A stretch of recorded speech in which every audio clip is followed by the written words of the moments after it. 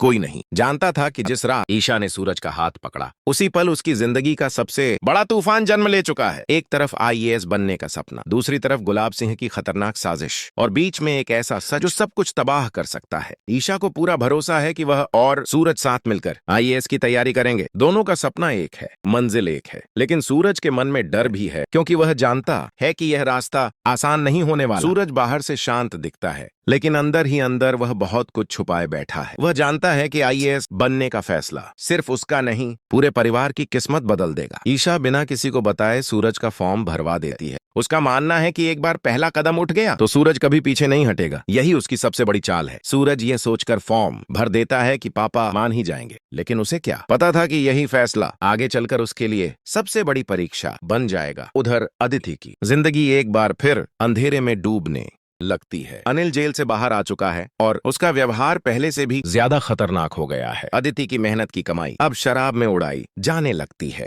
रोज मारपीट, रोज डर। अदिति टूट चुकी है लेकिन समाज के डर से कुछ कह नहीं पाती। एक दिन हिम्मत करके अदिति मायके पहुंचती है। उसके शरीर पर लगे निशान सब कुछ बयां कर देते हैं। पूरे घर में सन्नाटा छा जाता है। सूरज का खून खौल उठता है। एक भाई होने के नाते वह अपनी बहन का दर्द बर्दाश्त नहीं कर पाता। उसी वक्त अनिल भी वहां आ धमकता है। सूरज गुस्से में अनिल पर हाथ उठा देता है। वह साफ कह देता है कि अगर दोबारा अदिति को हाथ लगाया तो अंजाम बहुत बुरा होगा।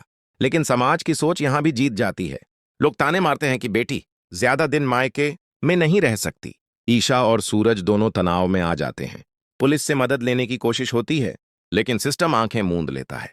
यहीं से सूरज को आईएएस की असली ताकत समझ में आती है। सूरज के लिए आईएएस अब सिर्फ सपना नहीं बल्कि एक हथियार बन जाता है। एक ऐसा हथियार जो सिस्टम की हर गंदगी साफ कर सकता है।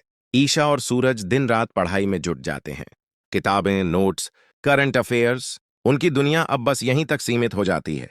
जब पापा को सच्चाई पता चलती है तो पहले गुस्सा आता है, लेकिन सूरज की आंखों का जुनून और ईशा की जिद उन्हें पिघला देती है। उधर गुलाब सिंह यह सब चुपचाप देख रहा होता है। उसे यह मंजूर नहीं कि उसका गुंडा सिस्टम से ऊपर उठ जाए। गुलाब सिंह एक खतरनाक चाल चलता है। वह अनिल को फिर से मोहरा बनाता है ताकि सूरज के सपने तोड़े जा सकें। अनिल धमकी देता है कि अगर सूरज आईएएस बना तो अदिति की जिंदगी नरक बना देगा। यह सुनकर सबके पैरों तले जमीन खिसक जाती है। सूरज पहली बार कमजोर पड़ता है। बहन की खातिर वह अपने सपने कुर्बान करने को तैयार हो जाता है। लेकिन ईशा यहां चुप नहीं बैठती। वह ठान लेती है कि गुलाब सिंह को उसी की चाल में मात देगी। ईशा गुलाब सिंह के सामने जाकर साफ कह देती है कि अब खेल बदल चुका है। सूरज अब उसका गुलाम नहीं रहेगा। गुलाब सिंह बाहर से हंसता है लेकिन अंदर डर बैठ जाता है। उसे समझ आ जाता है कि ईशा आसान नहीं है। पहली परीक्षा में सूरज थोड़े अंकों से चूक जाता है। वह टूट जाता है लेकिन ईशा उसे संभाल लेती है। ईशा कहती है कि यह हार नहीं बल्कि अगली जीत की सीढ़ी है। सूरज फिर से खड़ा हो जाता है। घर में हालात बदलने लगते हैं। अब सूरज में पहले जैसा डर नहीं बल्कि आत्मविश्वास दिखाई देता है। गुलाब सिंह को एहसास हो जाता है कि यह लड़ाई अब आसान नहीं रही। सिस्टम से लड़ने वाले पैदा हो चुके हैं। अनिल की चालें उलटी पड़ने लगती हैं। उसकी असलियत सबके सामने आने लगती है।